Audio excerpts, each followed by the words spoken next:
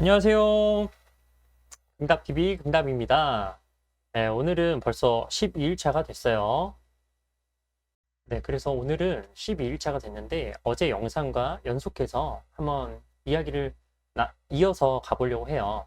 어제 저녁에 미국의 소비자 물가지수는 3%가 나왔고 그런 물가지수는 4.8%가 나와서 모두가 안도하고 시장이 좋아하는 이제 진짜 꺾였구나 라고 하는 안도의 한숨을 내지를 수 있게끔 지표가 좋게 나왔죠. 그런데 이렇게 좋은 지표에도 불구하고 경제 오피니언들 나보다 더 조금 인사이트가 좋거나 더 깊게 알고 있는 사람은 어떻게 생각할까를 가지고 왔습니다. 왜냐 시장이 이렇게 기대감이 강해졌으니까요. 자, 이렇게 보면은 좀 뭐랄까요? 지금 사람들이 굉장히 많죠. 좌측에 이렇게 있는 이 분은 예전에도 한번 제가 말한 적이 있었거든요. 로스차일드의 글로벌 최고 투자 책임자인 CIO인 벤자민 멜먼이에요. 시장이 강세를 보이는 거는 이제 지금처럼 기대감이 강하는 거고, 그래서 중앙은행의 과도한 긴축 위험은 제한적이다. 그러니까 지금 멈추지 말고 이제 계속 이렇게 금리를 인상해야 된다. 너무 많이 올리는 게 아니고 억제해야 된다라는 말을 했습니다. 그리고 바로 옆에 있는 이제 우리 연준의 비둘기파인 줄 알았는데 매파였던 이제 이 연준의 파월월월. 네, 그러니까 아직 지표가 좋게 나왔지만 하반기까지 계속 지켜봐야 된다. 인플레이션 중간중간 지표를 봐야 된다고 하는 거고 다음 달 지표 또 나오겠죠. 그리고 요 지금 이렇게 엄청난 카리스마를 내뿜는 분은 월스트리트의 전설적인 투자가자 제러미 그랜섬입니다. 이분은 시장이 85% 폭락하는데 지금처럼 AI가 좋아지면은 그 성과로 인해서 약 70%에서 65%만 폭락한다라고 말했던 거예요. 엄청나지 않습니까? 그러니까 방향을 한쪽으로 정했는데 한쪽으로 정했을 때 엄청나게 아래로 꺾인다는 말이었고, 여기 바로 앞에 이제 JP 모건 회장인 다이먼 회장이 있고요. 다이먼 회장은 이제 친중적인 인사고 미국 내에서도 정치적으로 이제 뜻이 있는 사람이에요.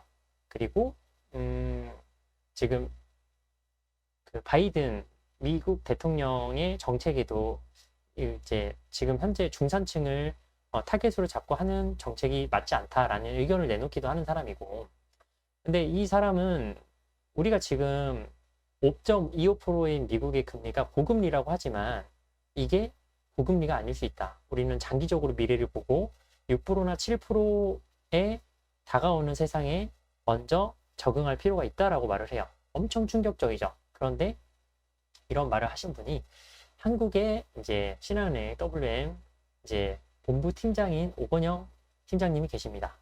이번 달에 7월 19일 날 새로운 책도 발간했는데요. 이제 왕성하게 활동하고 있어서 이제 책도 한번 읽어보길 권하고요. 저 같은 경우 금리나 채권 그리고 이제 돈의 금리를 이분을 통해서 쉽게 공부를 했어요. 쉽게 공부했다는 자체가 엄청나게 매력적인 거고, WM이라고 하면은 각종 금융이나 부동산, 세무, 법무 서비스와 상품들을 검토, 선별해서 이제 자본, 자산, 재무 이런 거를 매니지먼트 한다고 하는 이제 원스톱 서비스라고 보시면 됩니다. 거기서 팀장을 맡고 계시고요.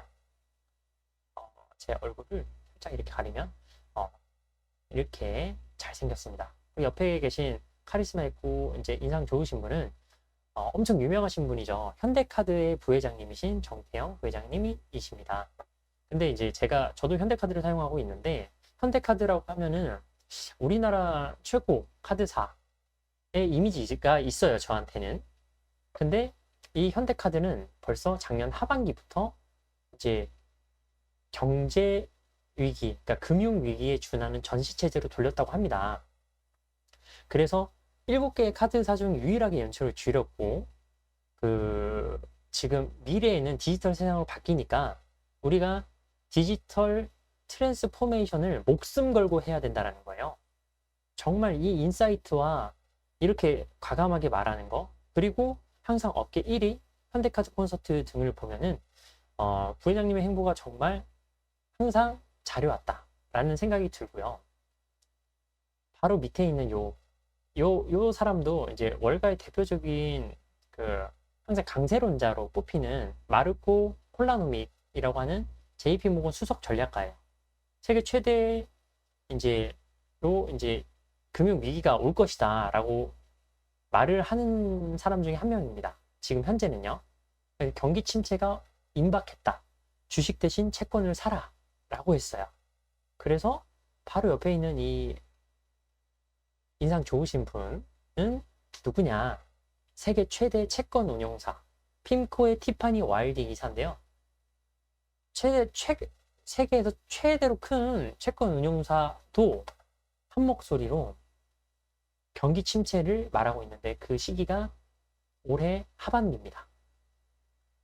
어떤 거냐? 하반기에 매우 달라 보인다. 현재랑요. 경제 성장이 둔화될 것이라고 말을 해요.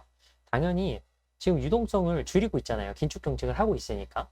그러면은 이제 경제 성장을 하려면은 신용이 필요해서 신용으로 이제 화폐를 이제 땡겨서 이제 성장을 해야 되는데 이게 역풍으로 작용한다. 지금 할 수가 없잖아요. 통화 정책을 사용할 수 없잖아요. 그렇게. 그래서 경기 침체가 발생할 것이라고 생각하고 여기에 임금 상승률이 지속적으로 발생할 것이다 라고 말을 해요.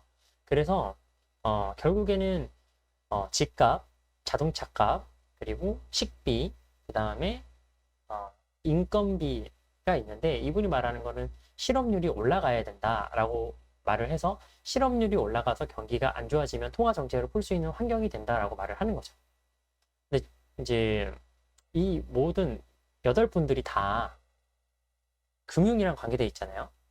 이렇게 금융이랑 관계가 돼 있는데 제가 금융을 계속 공부하다 보니까 금융이라는 경기 시스템이 정말 복합적이에요. 그래서 복합적이기도 하지만 살아 숨쉬는 거죠. 너무 많으면 제자리로 돌아가기 위한 힘을 씁니다. 자연적으로. 그래서 너무 많은 상승을 하게 되면 내려가고 너무 많은 하락을 하면 다시 올라가는 반복을 하는 거죠. 그러면서 장기적으로는 예쁜 우상향의 그림을 그리게끔 저희 경제가 설계가 되어 있다라는 거예요. 근데 남들보다 2자리에 앞선 사람들이 지금 글로벌 경제 금융 위기에 준하는 전시 체제로 돌아가야 되고 인플레이션이 장기화되거나 고착화된다고 한다면 이제 통화 정책에서 금리 인하를 할 수가 없다라고 말이죠. 지금 긴축 정책이 하는 제일 큰 포인트는 수요를 타겟으로 해서 수요를 못하게 한 거죠. 그렇기 때문에 가격이 올라가기 힘든 겁니다. 근데 정확하게 하셔야 될 거는 부동산이 지금 턴어라운드가 됐다고 하잖아요. 근데 그 턴어라운드 된 것이 전고점을 돌파해서 올라간 게 아닙니다. 잘 보세요. 지금 우리나라 같은 경우는 특례 보금자리론이 있는데 이것 때문에 통화량이 늘어났어요. 근데 15억 이상은 대출이 안 해줬는데 그 집도 대출하기 바뀌었는데 나머지 지방이나 이렇게 좀 비아파트 같은 경우는 더 빠지게 됐잖아요. 그러니까 이게 옆으로 몰려갖고 통화량이 실제로 늘어났다. 근데 상황은 미국도 같아요. 그러니까 통화 정책을 기축으로 사용하고 있는데 재정 정책은 풀고 있으니까 엇박자가 나서 실제 통화량은 작년 대비해서 더 늘어나는데 빈익분, 부익부, 그 다음에 이제 양극화가 엄청나게 심하게 되는 거죠. 그래서 통화 정책을 사용하기 위해서는 경기가 좀 나빠져야 되고 금융 리더들의 인사이트는 지금 상당히 위험하다라고 이제 경고를 하고 있습니다. 그래서 주의 깊게 봐야 되고 지금 당장 지표가 좋게 나온 거는 고무적이지만 계속 이제 좋게 나와야 되는 게 핵심 포인트다. 근데 그렇기가 힘드니까 우리가 그 부분을 이제 고려해야 될 필요가 있다라는 거예요. 네, 그래서 다시 제가 이렇게 금리에 대해서 이제 말을 해봤는데요. 여러분들한테 큰 도움이 되기를 바랐으면 좋겠다라는 거에서 이제 영상을 제작하게 되었습니다. 그래서 항상 좋은 점과 나쁜 점을 같이 바라보는 습관으로 이제 제 취지가 항상 그거니까 큰 도움이 되었으면 좋겠고요. 도움이 되셨다면 구독과 좋아요로 저를 이제 키워주세요. 그러면 더 좋은 정보로 제가 되돌려 드리겠습니다. 감사합니다. 또 만나요.